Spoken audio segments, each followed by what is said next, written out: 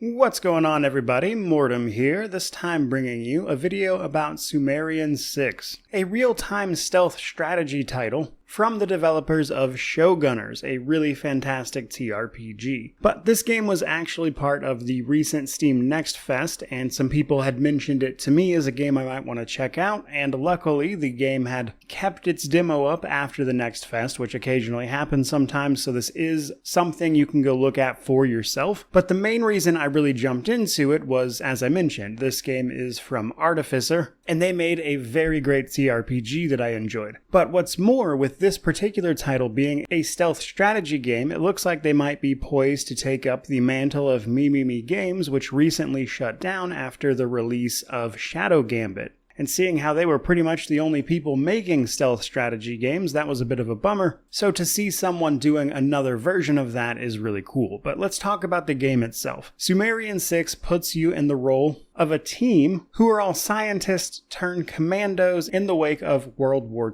II. There seems to be a bit of a plot MacGuffin energy source that has allowed new experimental technology to be employed and used by both our scientists as well as the enemy, Nazis naturally, which gives the entire thing a bit of a zany feel on top of the alt history. Now, the demo itself consists of the first few missions, so we don't get a look at absolutely everything, mind you, such as the full roster of characters, or if there's like a hub system you'll work at in between missions. But as you might expect, if you've played something like Shadow Gambit, you should pretty much get the gist of how this works almost immediately. With, I would say, the main caveat that I noticed being that some of these characters' abilities are crazy strong. For instance, the sort of lead character we get given, Sid, is able to possess patrolling enemies and then disengage from them whenever he's ready to effectively travel a great distance with zero chance of being seen. The second character we get, Isabella, is capable of using an invisibility cloak that has a cooldown when you move but does not drain at all when you're not moving, allowing you to stay hidden pretty much indefinitely.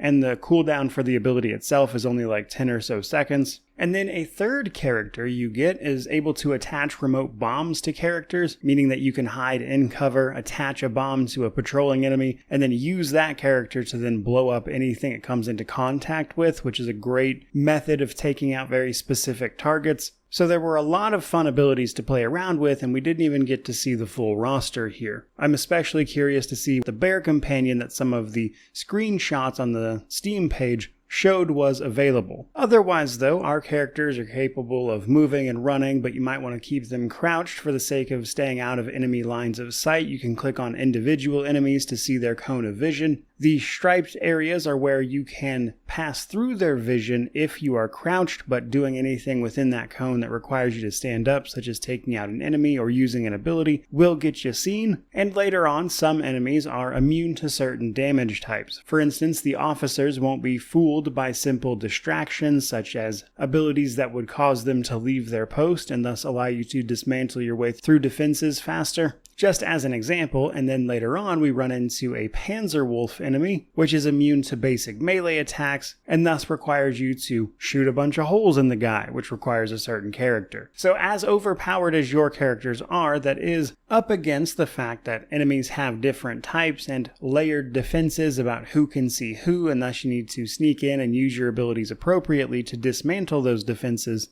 so you can complete your objective. But that's not the only thing you can find around the levels. In particular, the one thing I want to mention here is that you can occasionally find crates that will increase your experience with a given skill, which then upgrades that skill potentially to a new level, making it better. For instance, a melee attack, which makes a certain amount of noise, might make less noise now. That invisibility skill I mentioned will last longer, etc., etc. You gain experience for using these abilities successfully against an enemy, but also from these crates, which can level them up mid-mission, allowing you to do new things with them, which is certainly a pretty interesting mechanic overall, which is going to help you avoid detection. Now, another thing in regards to detection is that enemies aren't completely brain dead. For instance, if you kill someone and leave their corpse behind and another enemy finds it, they will investigate and then set off an alarm, which will send all of the enemies in that area searching for you, which can make your life a little bit more difficult. So you can either pick these bodies up and manually move them out of sight, or to bushes, or say throw them off a bridge, which will hide that body and prevent that from happening. Some characters, one we get in the demo actually, gets an ability that dissolves corpses as soon as they are made, and that's to say nothing of more environmental effects, like for instance, dropping things on enemies while they walk under them to take out groups of enemies all at once, and then later on there's a sort of instant death barrier that you need to adjust, and then there's things like parts of the environment that only certain characters can traverse. So basically, the game's got a lot going on in terms of its strategy and ways you can approach missions, and just like Mimimi games, there's a big emphasis on quick saving and quick loading and messing around with things, trying to see what works and what doesn't, which makes for, in my opinion, a pretty fun stealth strategy title. So all in all, for me at least, given who is making this game and how much fun I had with it, plus the fact that I just didn't think we were going to see a lot of stealth strategy titles anymore, I'm actually pretty excited for this. This one does not have an official release date, so I can't provide any information there, but it is a game I will be following, and I'm definitely reviewing this one when it comes out. But that is pretty much going to do it for this particular video. I certainly hope you enjoyed it. If you did, don't forget to like, comment, subscribe, all that YouTube jazz. But regardless of any of that, truly, thank you so much for watching. I really do appreciate it. May you wander in wisdom and have an amazing day.